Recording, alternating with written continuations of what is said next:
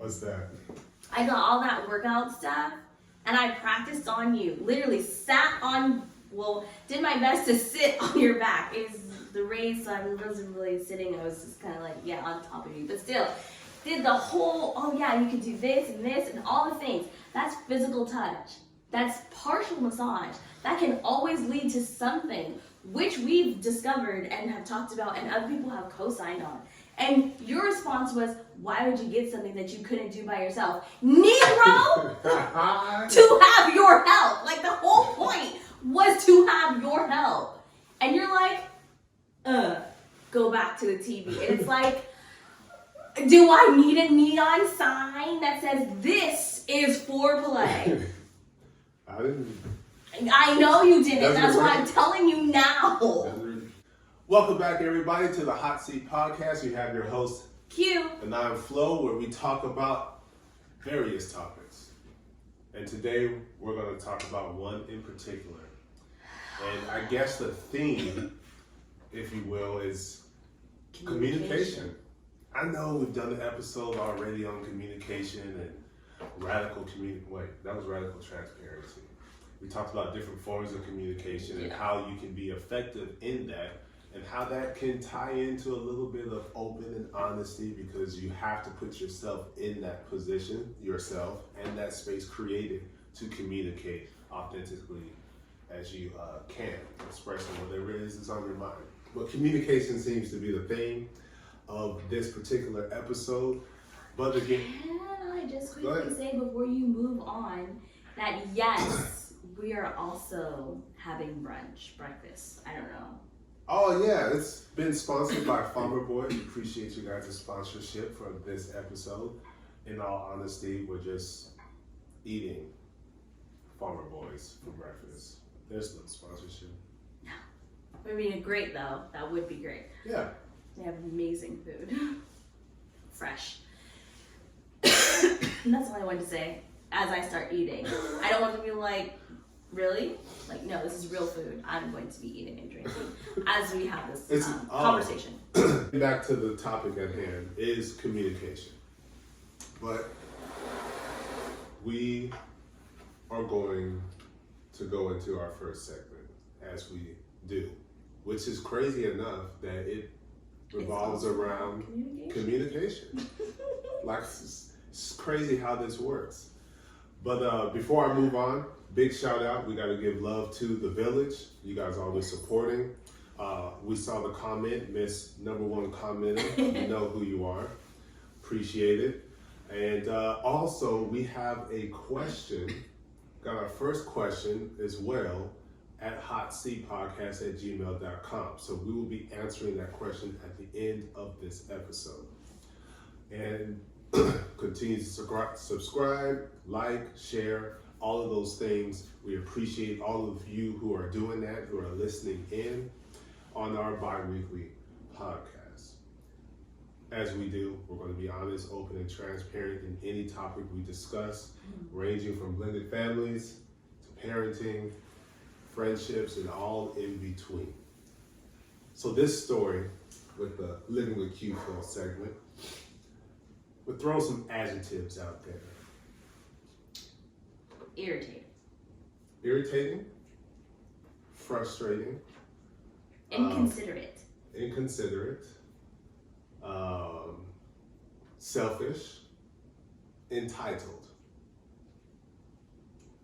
Those are the adjectives. I think that covers it pretty much. And so what we're speaking about kind of stemmed from our Friendsgiving that we were able to attend, which was actually pretty fun. Sure was. It was very good. Mm-hmm. Very good, considering majority of them were not friends. And we're at a Friendsgiving. But when we left, we're our friends. Yes. You know, we communicate, laugh it up in the chat, the group chat, crack jokes on each other. So it seems to be like a pretty cool developing relationship. But considering this is first time meeting and we're having a Friendsgiving, and there was a particular topic, because we're discussing, we're trying to learn and grow off of each other, different points of view. And one of them was kind of expectations we're all around the same age, and sometimes we are put in a box where we are expected to be or to do, because we are the younger, and these are the traditional things that are, I guess, required for everyone to do within the family. Not realizing at some point you have to create your own traditions, but that takes us a little bit of a while to figure out what that is or what it's going to be like, because we're so in routine. And so with that routine comes with a little bit of entitlement, a little bit of complacency, expectation of, this is the routine, we're not going to do anything out of the ordinary. And so the topic was being bold enough to stand on your 2 feet, 10 toes down, and establish like this is your life and this is what it is that you're going to do. Again, we were at a friend's giving. So we're all here together, hanging out with each other and not our family. That is something that is out of the norm, because it's expected to be here, to go there, to come, to do. And at some point, you have to start living your own life. And so that reared itself. So long-winded. I know, I'm sorry. That reared itself, recently. That mentality of expecting, and this is how I see, so this is how you're able to do these certain things to meet my expectations in my timeline, the way in which I want it to be done. Which is great that you can have that thought, but at the same time, you always have to have an open mind and realize your day, your time, your life is not created equal to the one that someone else is living, to a life that we are living. We touched on it a little bit. Family needs to be in one place, all commune together. You can do it at least for the one time. It doesn't have to be every single year. It has to be every single holiday. It could just be one of the holidays every year. There's plenty of them that we celebrate. Right. So it could be any one of those. Just pick one, and that could be the time we're all together. Some could say selfish on our part. Some could say being considerate on the other side. But yeah, it was crazy to have to deal with having that particular conversation and trying to stress to the point that this life that we've created is different. And I even said the words, it might even inconvenience you. But imagine how it inconvenienced us. But we still decided to join together as one, knowing it's not traditional. We don't have all 3 of our kids together, so we don't have to deal with any outside, outliers or forces with other parents. That didn't happen for us. Had it happened, then it would be easier to do the circle of, we'll come here for this holiday, that holiday, but also reciprocate those things and come out and visit, as we come out and visit as well. It should be a ebb and flow, just consistent, balance. Give and take. Yes, that's the best relationships, when you are giving and taking, receiving, and all of those things. That made me think of Avatar: The Last Airbender, Tweet and Law, the ocean and moon spirit, push and pull. Yeah, push and pull, the yin and the yang. That's when everyone's being fed. Everyone's being fed. Right. Everyone's being feeling loved, or the love tank is being full, because we have that constant interaction, that constant communication. And appreciated. And appreciation, like, thank you. And then you come out here, we didn't have to drive this time. That's so sweet. We'll come out next time. So it was stressing when you have someone so focused minded on, this is my life, and I realize when I want something done, I can go ahead and do it. Which is great, because you've built your life. Keyword, built. In our instance, we are building. That means we need to be planning for the future, and you're in, I guess, our point of view, you're already in your future. You've done all of it already. Well, So now you get to, live it the way that you want because you built it, you created it, you're now enjoying the fruits of your labor.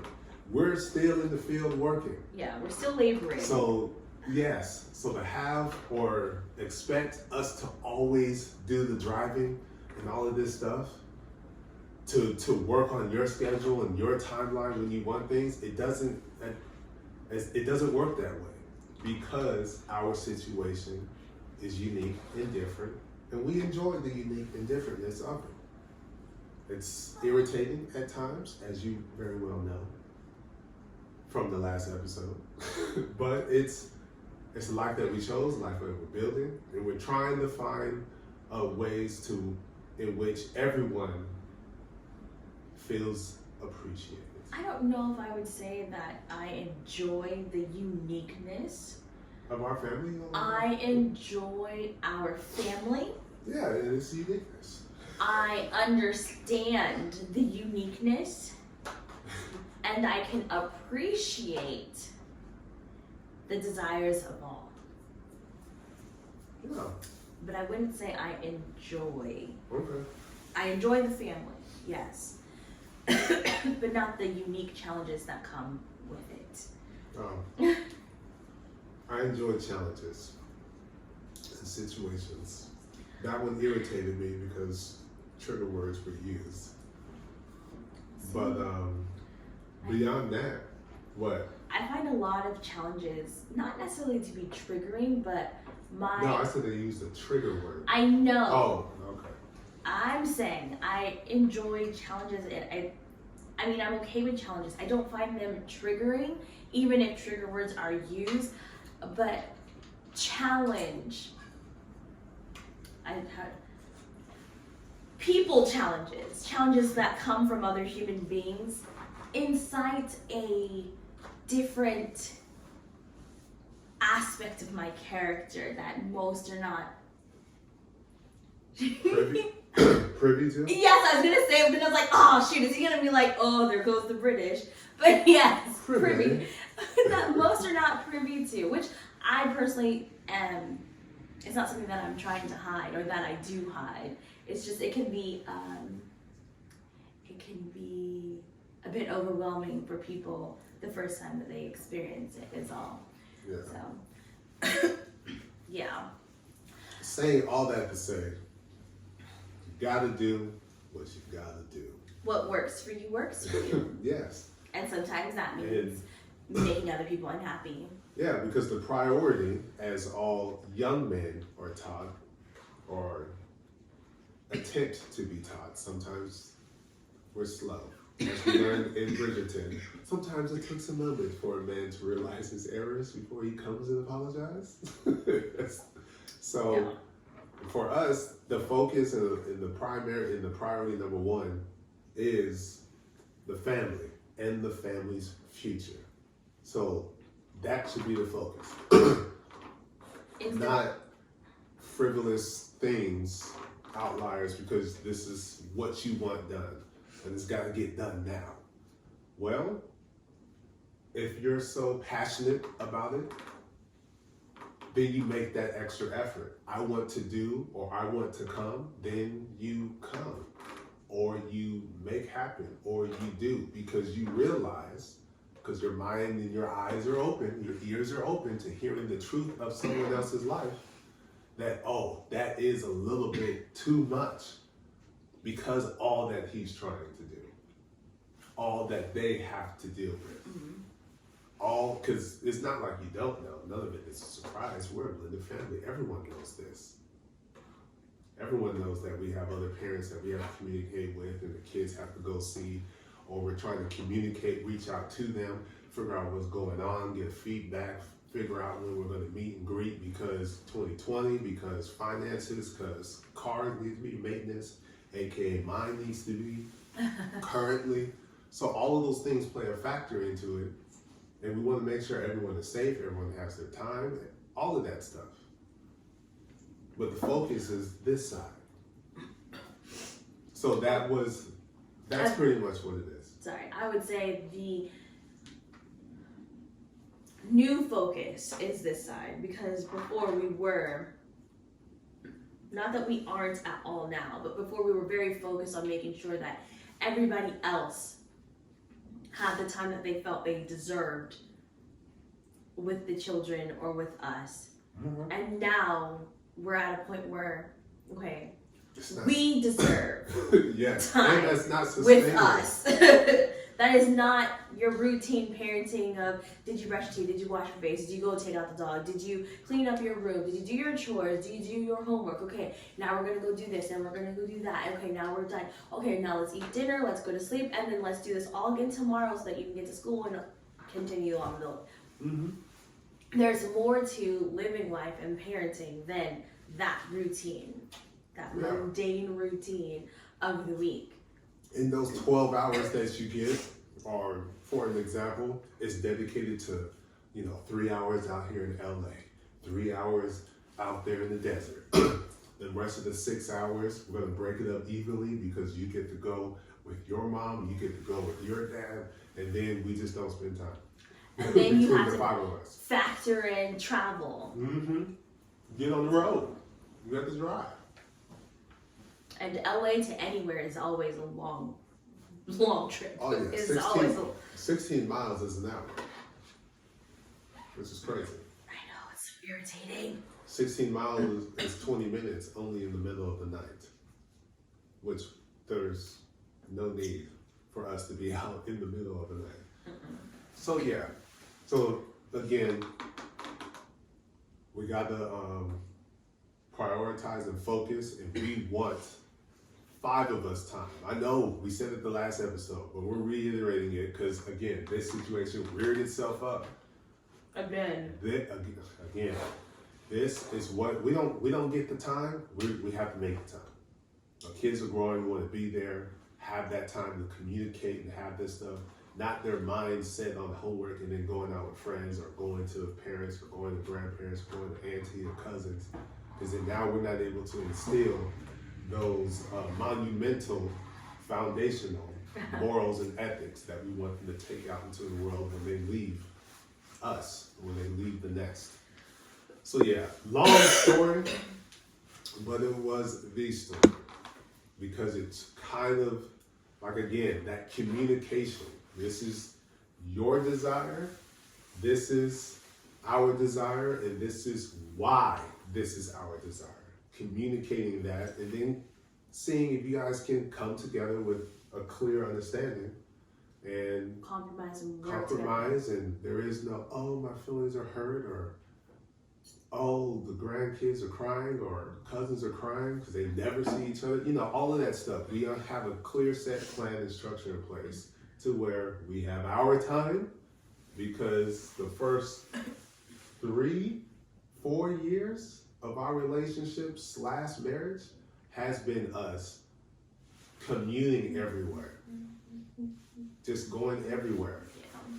That drive is cool, but we don't get to talk that much because the kids' number one go-to is sleep when they're in the car. So that's done. Or they want to talk and have fun with each other and watch something on the iPad. So we give them that sibling time. Mm-hmm. And that hurts our vehicles. I'm still upset that my warranty on Tesla is gone because of this expectation and responsibility, or whatever the case, however you want to name it, of doing all the driving. Irritating. Whole year of warranty gone. So yes, that is a Living with Q Flo extra long edition segment. Yes. We appreciate you guys listening to the episodes. This segment, as you can see, it's not always fun and funny stories about the kids doing silly and ridiculous things. So yes. Thank you for listening. Yeah. So let's get into the topic of communication. Yeah, and say continuing with communication, but a bit more structured. Yeah. AKA movie review. Tyler Perry's Temptation, Confessions of a Marriage Counselor. There we go. All right.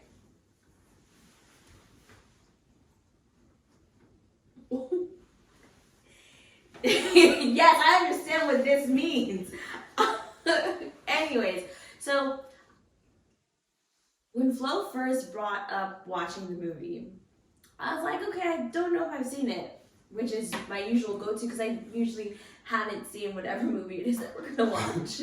However, I did see this one, but it was a long time ago, so there's things I vaguely remembered. But what I do remember, or before rewatching it, was that I didn't like the movie because it made me so sad. That was the first thing. So then, of course, that made it hard for me to rewatch because I was like, I don't remember what happens, but I remember that it made me sad.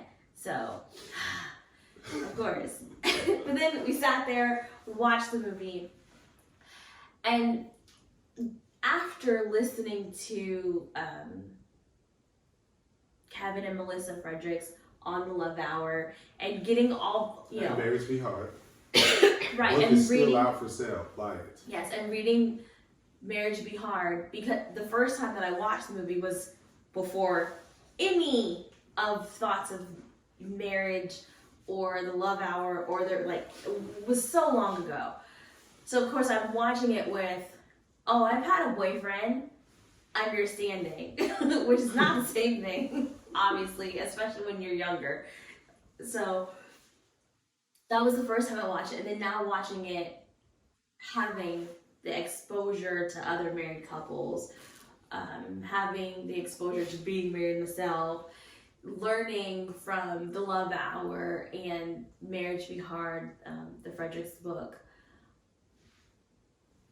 I was like, were so many opportunities for this to be so different.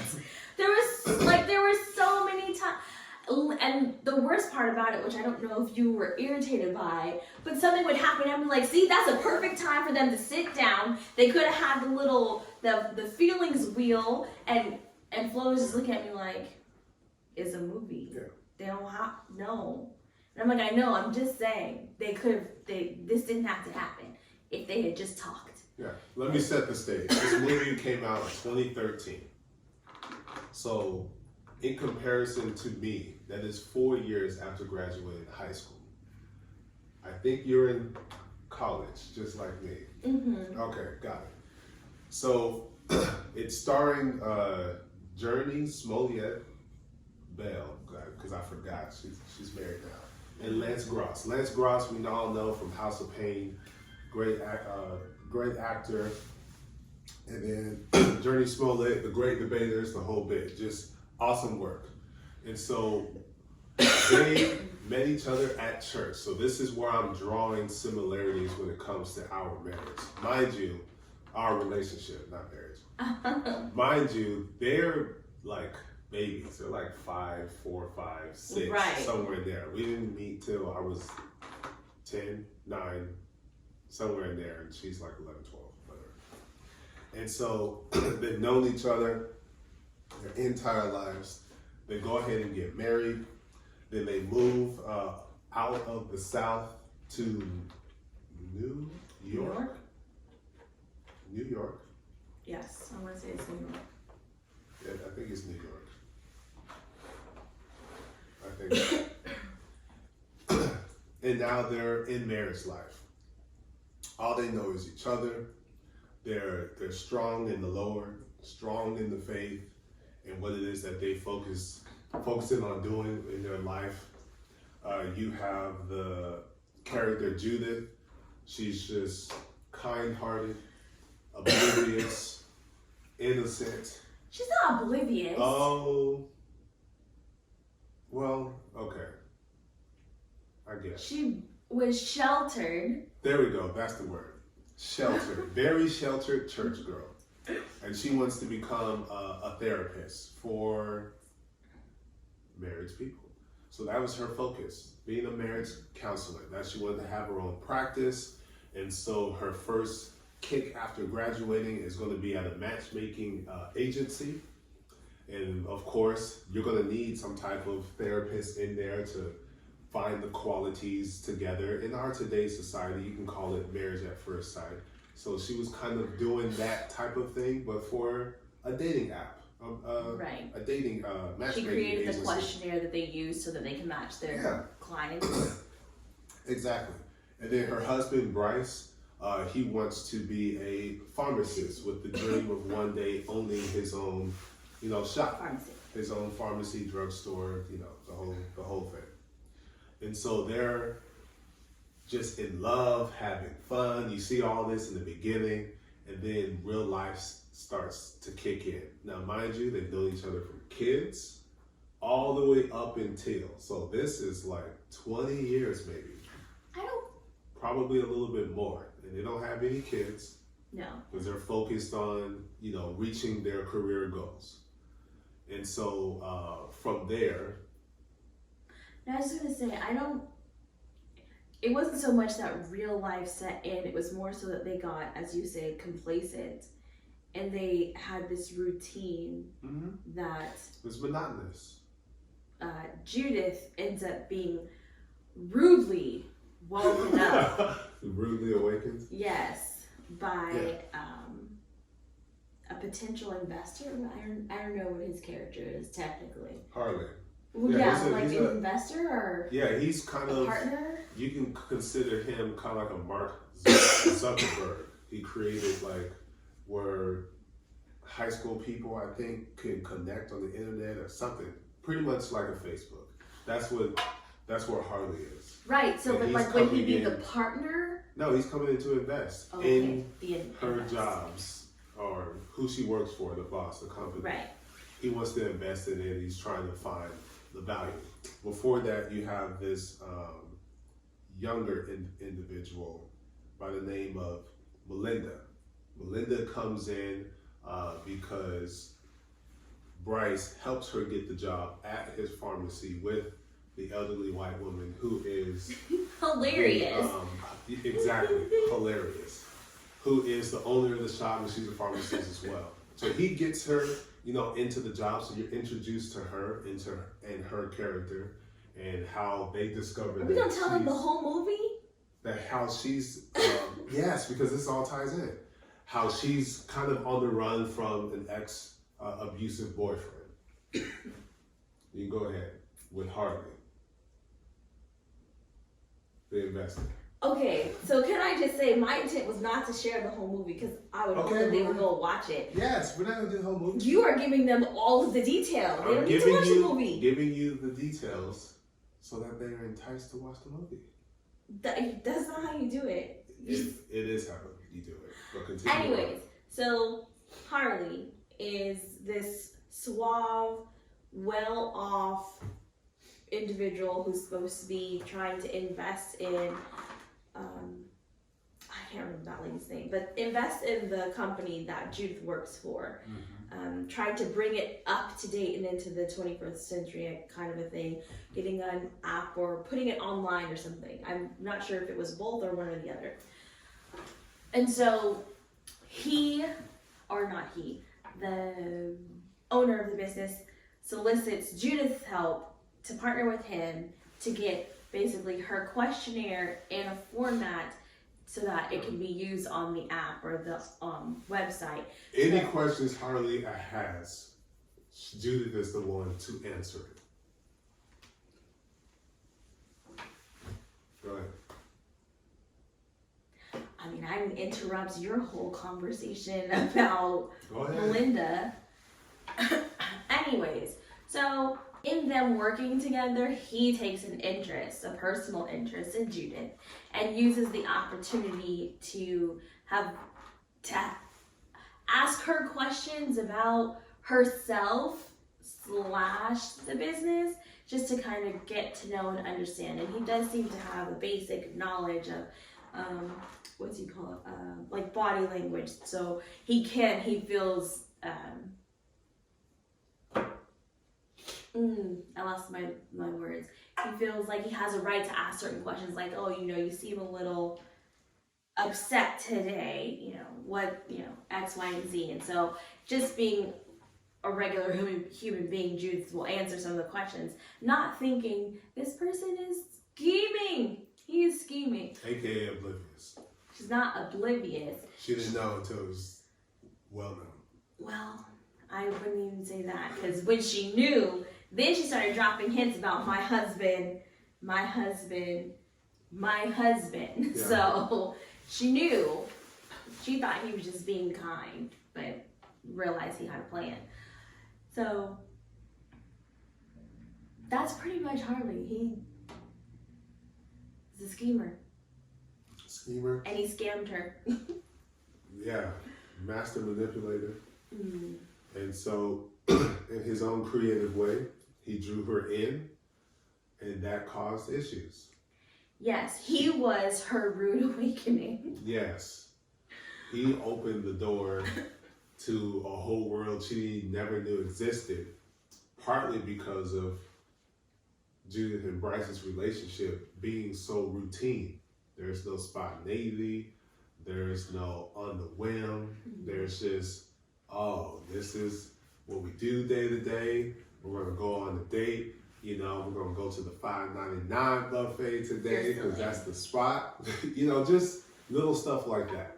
So it's more so they were operating under the umbrella of this is what we do, this is what we've been doing, and this is how it's supposed to be done. Because this which is why we're doing it like that. Yeah. Without the understanding that, you know, what works for you works for you, and you have to figure that out together. Yeah.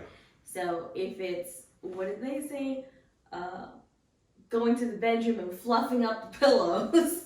I've never known anyone to fluff up pillows, but hey, if that's what it is, and that's what gets you all yay, then sure. Really? Yay, I'm all excited. If that's not, then that's not. But then again, they were never introduced to anything other than that. So they didn't know, which is why I called Harley her rude awakening, because she finds out, but the way in which she finds out is very compromising. Mm-hmm. And like I said, for me, their relationship is so biblical and so churchy to the point where you don't even know that there's a such thing as XXX. Like there's no such thing as porn because you just don't know. The conversation is not there. You don't know about doing things, you know, role play or just going random in different types of places. It's, oh yeah, we're gonna do it the real way. Because she, after speaking with Harley, and he got her riled up, she gonna go home and try to be spontaneous. Is, oh, slap me, pull my hair. So he's just like, hey, you just got in the house. It's dinner time. What you doing? Calm down. Can I eat myself? You eat. And then we can go into bed and do it the right way. Which is the old plain Jane missionary is what I think. Oh, I don't know about that, but there was also the line of, I'm going to forget this happened. Oh yeah, I'm going to forget this ever happened. And so she all hot and can't release because she, in essence, got shut down. But then she does not take the opportunity to communicate with him. Yes. I want to try something different. Maybe I went about it the wrong way, coming in all aggressive and trying to smack you around. Yeah, pull my hair. That was all of that stuff. But that was a great opportunity to say something. Yes. That also would have been a good time to be like, you know what? If this other person who is not my husband can incite these type of feelings, I probably need to distance myself as much as I can. So just staying professional, not answering any personal questions. Definitely don't seek the person out. But at that point, she was so far gone. So good because because Harley even said, "Oh, I know you from somewhere. Oh, you run." So he's been paying attention, like for him to recall and remember that he's seen this girl out on runs. And so now she's making it a point to make sure she's seen by him out on runs when they go out and do their run. So it's like she's gradually enjoying and wanting that type of attention. Because she's not getting it at home. Because she's not. And she's not communicating that to him because it's to her husband. Because it's a great scene, him watching the football game.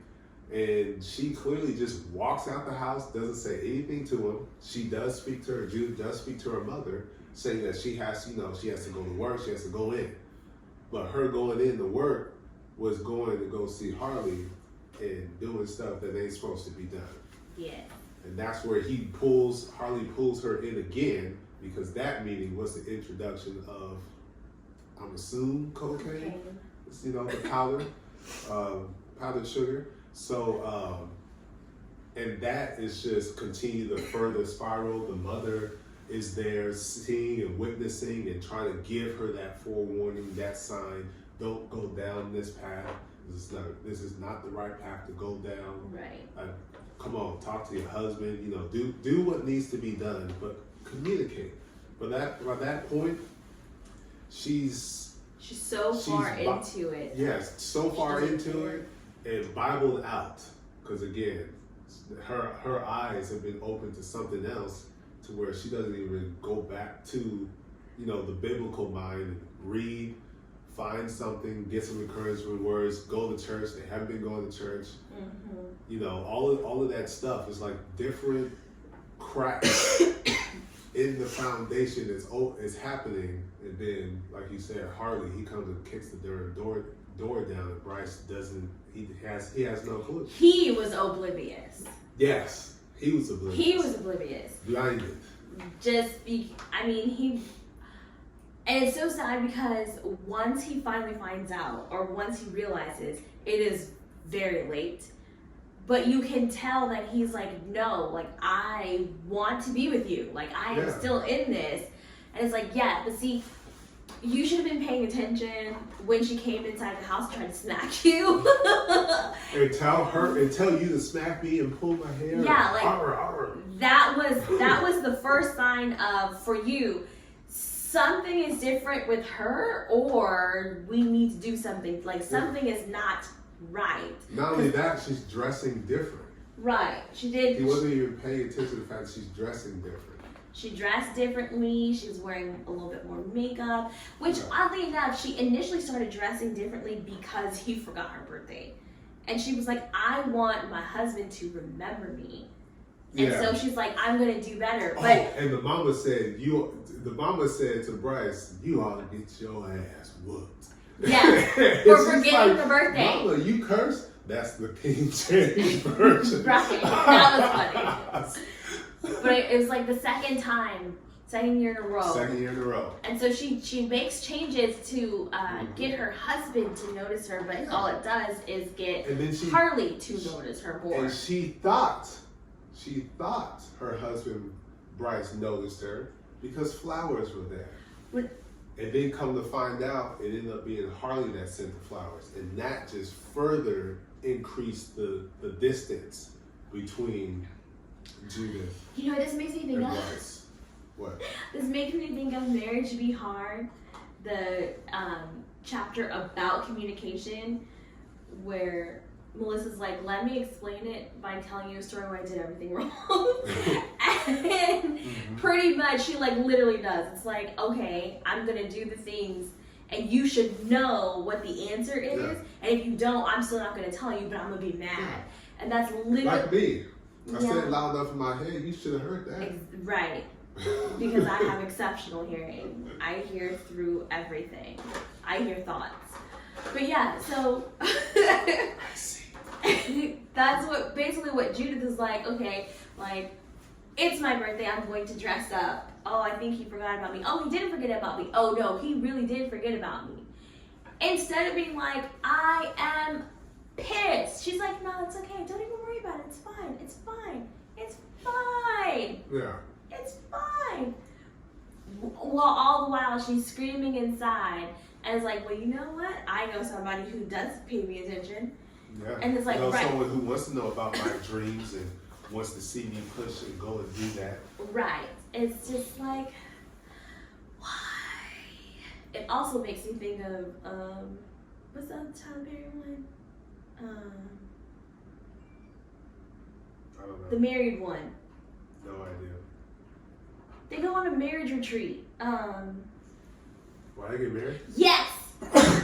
The whole 80-20 rule thing, except not men, she's a woman. Oh, yeah. So, like, she trades in the 80 for the 20. Yeah, she go run. Instead of communicating and asking and telling what's needed to get the other 20% from the person you already got the 80 from, you just gonna get rid of 80 and run with the 20. Yeah, because it's you're in a deeper hole. Yeah, find it was yourself in a just much deeper hole. literally all the opportunities, everywhere you turned while watching this movie, communication would have saved everything. Communication on her part about I don't feel seen, heard, or valued. Yeah. I don't feel desired. I feel like we're just in this routine. To get him to start saying, I want to be here. What do I need to do differently? And it's too late, because when that happens, he pulled her out of Harley's house. She high, she drunk, and he's just like, don't do this. We supposed to be together. I still take you back. Just come home. All of this stuff. Tell me what I gotta do. And she, at that point, at the wrong time, should have said it in the beginning, but she gonna say it at the end. That it's too late. Oh, don't point at me. This was your thoughts. No, you didn't see me. Right. You didn't see me. He sees me. You weren't there for me. Mm-hmm. He sees me.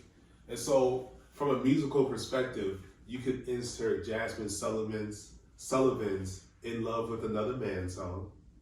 I'm not going to play it because we're not getting money anyways at this point in our podcast, but still, I don't want us to get flagged. And then you can turn that into that particular scene that we're talking about now where he's calling and asking. She pretty much said, go ahead and pick up your feelings, which is another song by Jasmine Sullivan. So that just perfectly encapsulate, from a musical perspective, those two scenes and situations on how they just got too far gone, too far apart. And that was even shocking because, like I said, Melinda, she's the one that ends up saying the person's name. Yeah, the whole time it's a bad breakup, a bad guy. I think there was a physical altercation because he found her. And so, but then after the whole mess with Judith and Bryce, is it Bryce? That's it? Mm-hmm. Okay. After their whole mess, and what was it? Oh, when he realized and he went to go and find her, he goes to Melinda, or no, I don't know, they meet or something. And yeah, he's in Melinda's apartment. She says, Harley, do this! No, it was before that, because then they start talking and she's like, is there anything you can do, and yada, yada, yada. But I forget why. I don't know. Maybe they saw or from work. Oh no, yeah, it was at work, and he's just so out of it. She's like, what is going on? He's like, it's his home life. And then she's like, can you fix it? He's like, I don't know. I don't know. But then they end up just like, Judith is like, sir, no, bye. I'm going back in here to continue to be high. Yeah. And then she leaves, takes somebody else's drink, and drinks it. And so like, he's all sorts of upset. So he goes and he seeks out the friendship that he has with her. And is talking, and then she. Oh, that's when she exposes it. Yes, yeah, she's like, when I got away from Harley, and then he starts yelling, Judith. She's like, what? Judith! And takes off running into the car. Like, obviously, it's not funny. But that was funny because she's like, what's going on? And all he could say is, Judith! Yeah, it just. Like, it got just progressively louder each time he said Judith. Like, that was answering the question. Yeah. You're like, I'm saying it loud enough in my head. You should know what we're saying. We should be connecting right now, Melinda. And so they both go. They both go. He sees her all beat up because he beat Judith because they went over to her old house to get her laptop. Oh, and he Harley knocked Judith's mother to the ground. So, kind of, because they were tussling over the laptop. Yeah, they were playing tug of war. He snatches it, and then she loses her balance and falls on the hip. And she's there with all the other church mothers because they're praying for Judith. And they're so happy when she comes in. They're like, yes, my baby! And so he grabs Judith, Harley does, by the arm after she gets the laptop, drugs her out of the house, into the car, back to the house, and she's now being upset. She's cursing. She's never used the foul language before, but with him, she just blabbed it all off. And then, I think we need time apart. We just need to leave. I just need a break, blah, blah, blah.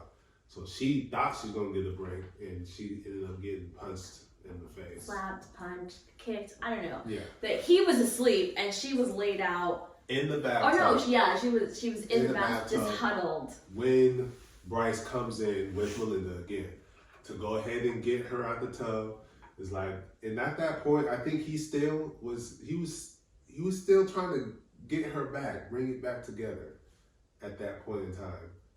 Maybe. And get her out. That's what I. Well, no, I mean he was still trying to get her out. I don't know if he thought like they could be together, because then she's looking at him like, we can fix this, right? Yeah. And he's like, yeah, we'll fix it. And then he goes in and beats Harley with a glove. Yeah, he told her to get up. He high and he tackles him through glass. Yes. Then gets on top of him and just boom, boom, boom. He going. Melinda's the one who stops it. And Melinda is like, stop! You're gonna kill him.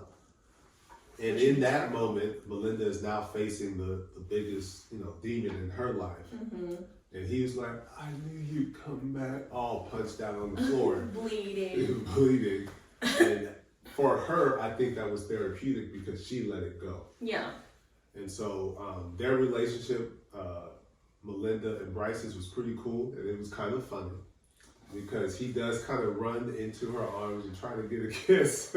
Right, before they go and save Judith, he does make a pass, and she's like, stop. We're not even attracted. We're not even attracted to each other. And his like, you're right, was kind of hilarious. It was. It's like, I know, but what? I need to do something. Yeah. Yeah, so that was funny. She was a great friend. She let it be known that she had HIV because she decided to be with Harley, who loved to have fun with other women and not be faithful. And so she contracted a disease because of that. Mm-hmm. So, they are able to, a lot of wounds are healed in that moment. Melinda is, she confronted him. Yeah. You can see, like, you could literally, not literally, you visibly see her let it go at that moment. And then even with Judith, you can see in the bathtub that she's like, I've gone off the deep end. I need to get myself back this together. Is not safe. This is not okay. Yeah. And so, she too is like, oh, this man here, the one who's carrying me out of this bathtub looking a hot mess, is the person that I was spending my life with. This is the person that I want to be with. Yeah. And I can tell him about the other things that I want. I just gotta communicate. You just gotta communicate. It's just, So they save her. He almost beats Harley to death, but stops. And then, dreams are realized. It's just more so along the lines of the way he envisioned, which was in time, not right now. Now, yeah, in time, married, have the kids, I'll have my shot. Also for you, Judith, in time, consistency, you'll be able to live out what it is that you want to do and be that therapist. Right. And be able to counsel other people. So that's pretty much the confessions of a marriage. Right, so because it starts off with a person who we don't know, but it starts off in a counseling office, and there's sharing a story with a couple who are possibly on the verge of divorce. And the husband walks out of the session, and so she takes the opportunity to use her experience by telling her story.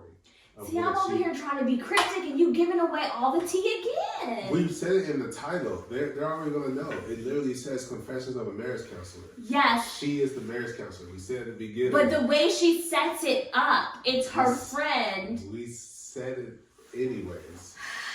From the marriage counselor's perspective, she is using her story to help. We did not say she. We said the marriage counselor, the person, which we did not connect the dots. You just did that. No, thank you, sir. I did connect the dots because we said at the beginning, Judith wants to be a marriage counselor. She wants to be a therapist. We said that at the beginning of the episode. So the dots have now been connected? No. They've always been connected. You have connected the dots. They could have thought that she died.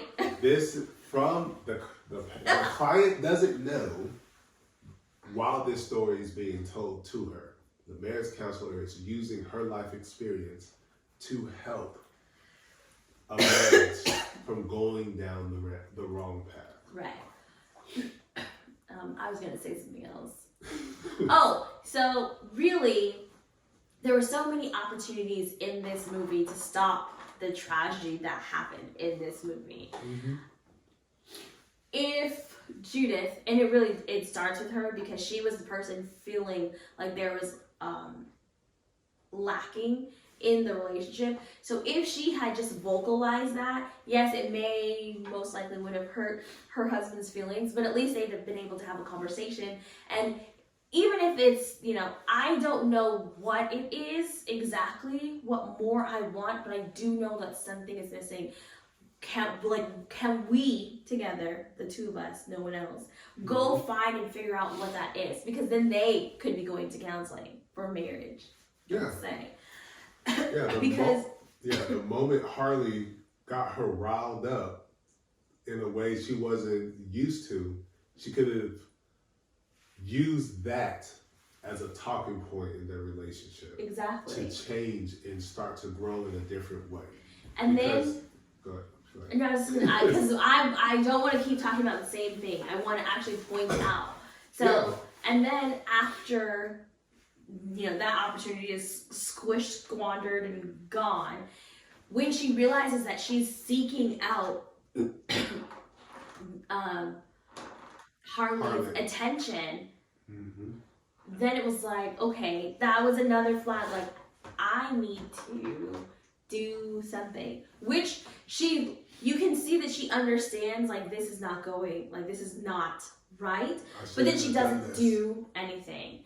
And then there's a point where she does get hurt after, like, a run, and he helps her. And the fact that she does not want her husband to see this man touching her in any sort of way, it's like, obviously, there's a problem. Yeah. Even in that scene was a red flag on how Harley reacted. Yeah, opens the door, and before she's like... No, I'm talking about when she got hurt. Oh, yeah, I know. That was a red flag. He was so ridiculously aggressive. And that should have been a red flag for her, but she didn't catch it.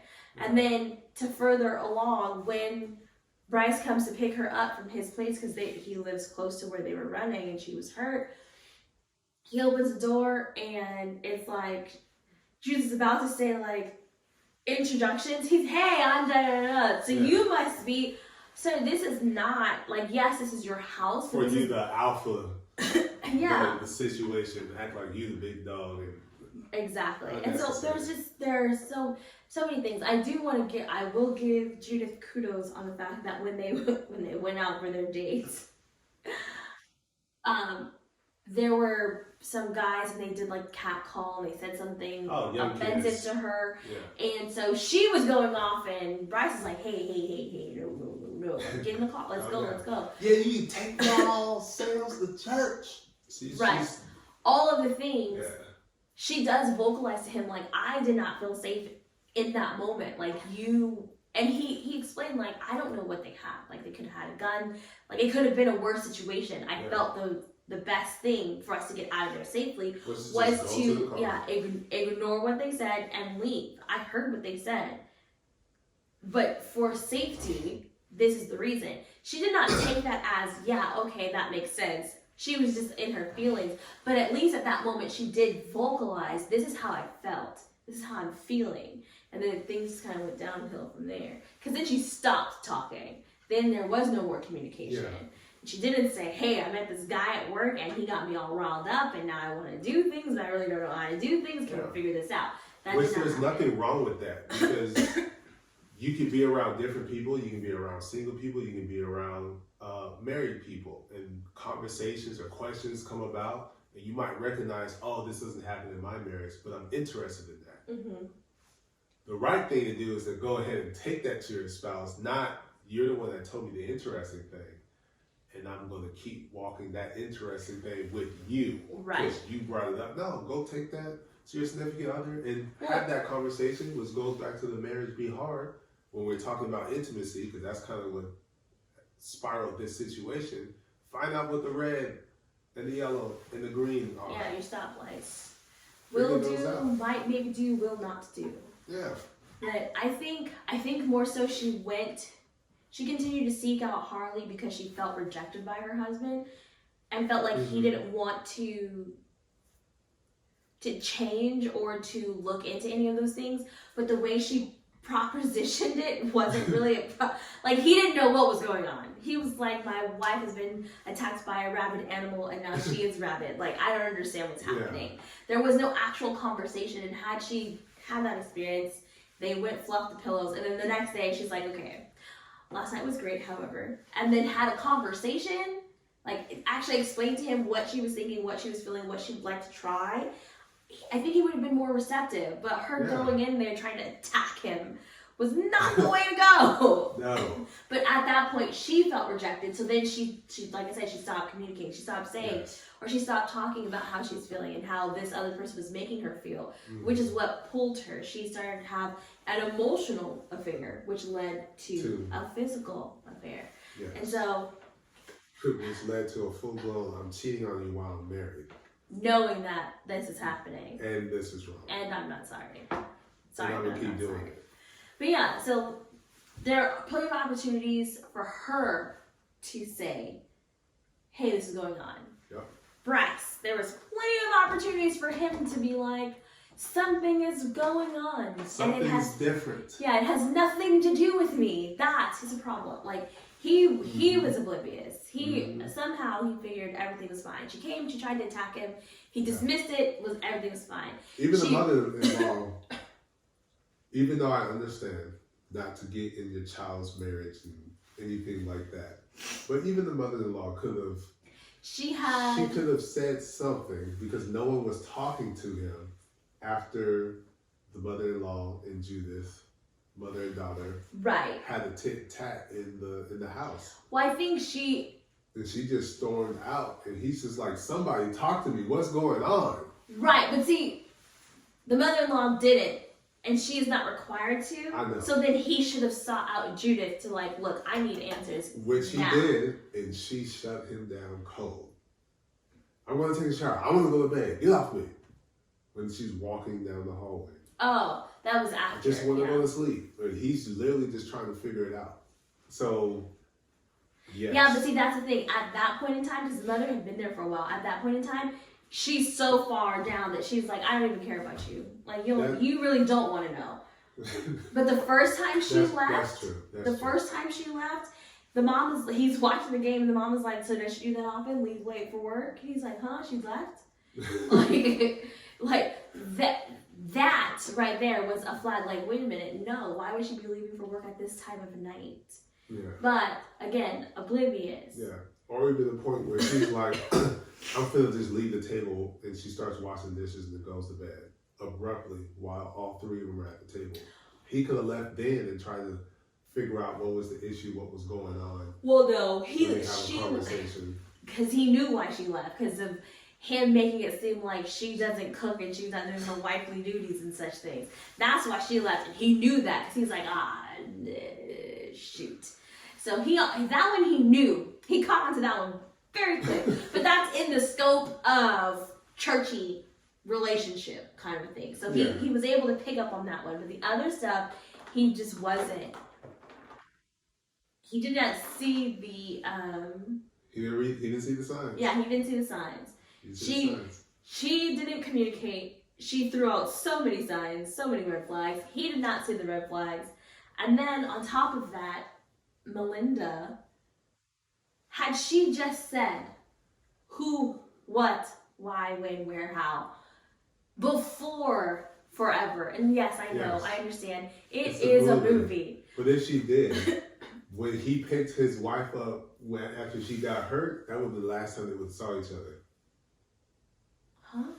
Because he knew Melinda and the situation and what she's trying to get away from. Mm-hmm. If she would have confessed at that point that this is the guy's name and he just came in the store and all of this stuff, when she's out running and twist her ankle. Melinda, okay, yes. When Bryce would have picked Judith up, that would have been the end of that. Yes. Because I know your name. I know what you did to Melinda. Right. Well, I mean, he probably would have introduced Judith to Melinda, so it's not just a jealous husband thing. Like, no, this man is dangerous and he's not good for you. Yeah.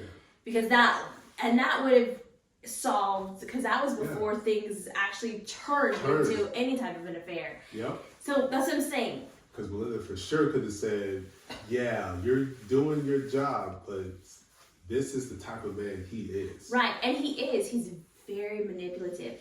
Even so much as to, she's there and he says X, Y, and Z, basically knowing she's married, and makes it seem like, I don't understand, like, if you're going to be with me, you have to be with me. Negro, she's married. She does not have to be with you because she is married. But she takes that offensive, and then they get into this whole argument, and as she's leaving, he's just sitting there laughing because he knows, like, you're only getting mad because you want to be here and you can't. So I've got you.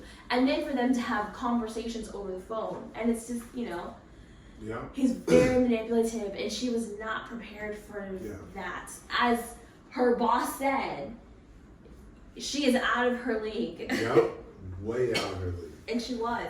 And like I said, it was a sad story. Yes. I remember that it was a sad story. The moral of the story is just to communicate. Which is as you change and you adapt and become the new version of yourself, and you know what? I want you to slap me now. I mean, okay, communicate that. Like, I want to get slapped. I want to get spanked. Honestly, I don't know if it would be like, I want to get slapped. But I want to get swooped up off my feet, like pick me up every now and then and walk around the house like a baby, or whatever the case may be, whatever it is for that you. You're thinking that you want to try, just share it. Just communicate it. Have that conversation. Which is why I'm thankful that way in the beginning of our friendship that turned into everything else, that we implemented this type of communication, honest, open, transparent communication, because that is what's needed, especially when you're talking about intimacy in any aspect, whether it be physical or not. You need to be able to communicate honestly, openly, and transparently, because there are a number of metaphors and analogies that can be used to try to get to a specific point that someone else will interpret as something totally different. So you could be talking about, hey, let's do some floor play, and I want to like dress up, but trying to use an analogy about a play, and they're thinking like, okay, so we'll go to the movies, and it's like, wait, no. That's not what I was trying to get at. There are some things where we have to have conversation. It's like, you know, I can't look at your face and say this, so I'm gonna look that way, or you look that way, and then I'll say it. And yeah, it's weird and it's silly and maybe childish, but at least it allows the opportunity to say whatever it is that has to be said, so we can actually start the conversation. And it makes the setting funny too. Exactly. For us, there's nothing wrong with adding a bit of humor, because it does lighten the mood. So communication is so paramount, ridiculously important. Yes. In many aspects of life, not just marriage or relationship. And so now that's our movie review. Hope you guys enjoy it. Hope you guys go ahead and check out that movie. It was a great movie. And here's our question that we're going to answer that we got emailed to us. Again, if you have any questions that you want to ask us about us, or you want our thoughts or opinions on, please do so. Send it in, hotcpodcast@gmail.com. That's HOTC podcast@gmail.com. The question is, would you let your significant other go on trips with their kids, other mother or father, without you being there? That is the question. Okay, sorry. What was the question? Oh my God. You saw that I was doing something. Would you let your significant other go on trips with their kid's mother or father without you being there? No. Why? It depends on which one you're talking about. I have different reasons for each one. Just name the reasons why you wouldn't do it. So one reason is because there is a significant dislike, and I prefer to be present to make sure that that dislike isn't openly shared, causing further irritation for me when the child comes back to our house, which has been experienced in the past. And also because that has been experienced in certain situations and I did not like it. So no. Ta-da! All right, cool. That makes sense. Oh, does it? For me,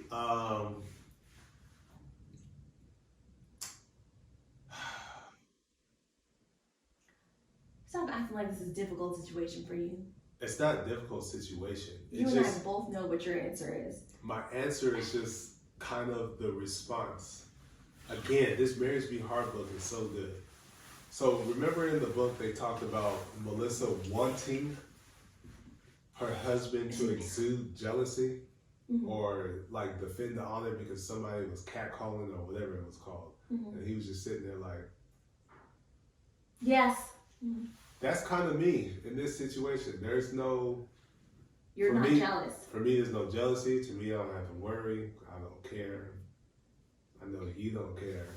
You will only be doing it for the sake of Ray. So I wouldn't care. So your answer to this question is: does it hinge more on being territorial than any other thing? No, it hinges on what I said the answers were. Because we experienced and I witnessed you being territorial. Yes, I know. And I was shocked. I don't know why. I warned you beforehand. I was shocked. I don't understand why people... I've never experienced before. But I don't understand why people don't believe me when I say this is how I am. I'm not gonna lie to you. What benefit does that give me? None. Yeah, you can be giving your honest answer in that moment, and then that moment arises, and you respond differently. Yeah, but because the moment is now there, and it's like, oh, well, I thought I would respond this way, but I guess not. I think I'm able to see myself very objectively, and I am self-aware enough to know. I would say I would like to say that I would be okay. Hey. But in all actuality, no, I'm not gonna, because I know me. In that time frame, I did not know. You did not know that I was aware. But then I knew. Yes, you did. I was like, this ain't even a big deal. Oh, well, it's a big deal to her. Well, nope. That is all that matters. Guess that's not going to happen ever again in life. Well, my life. Yeah. But, I mean, like I said, my answers... I want to dance with some... No, you don't. You want to dance with some meat? Some meat. Okay. Exactly. But no, that was...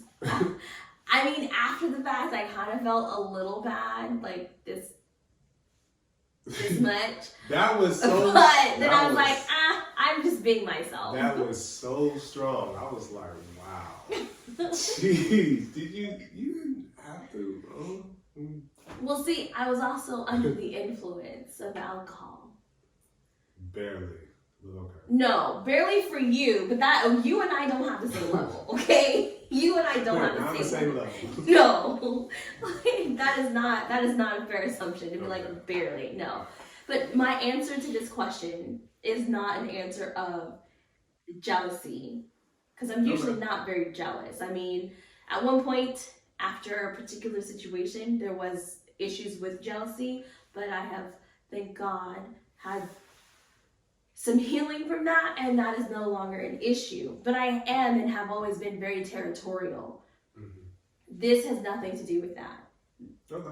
The answers that I gave, those are the answers. Okay. Because I'm at a point where I know that I'm not old, and I know I'm going to sound old when I say this, but I'm at a point in my life where I just don't have time to be dealing with other people's mess that they're creating for the intent of me having to clean it up and deal with it. No. So if I can be there to stop that, absolutely I'm going to be there to stop that. If there's a choice for me to make sure it doesn't happen, absolutely it's not going to happen. Got it. Sounds good. Well, we appreciate the question, but I would like to end the podcast with this quote. Marriage gets challenging sometimes, but there's power in your covenant. There's favor because you both have come together. Don't let the enemy tear down what God has joined together. and that is from Sharita Wilson Clark. And I think that's a great way to close this episode out, considering we did a this movie review on Temptation, Confessions of a Marriage Counselor. Yeah. So thank you guys for joining this week's podcast. We do look forward to hearing from you guys in the comments section. We do look forward to some of you all joining the village via patreon.com/Q Flo Studios, and on TikTok, Instagram, Facebook, YouTube. We appreciate it. We'll see you guys in 2 weeks. See ya.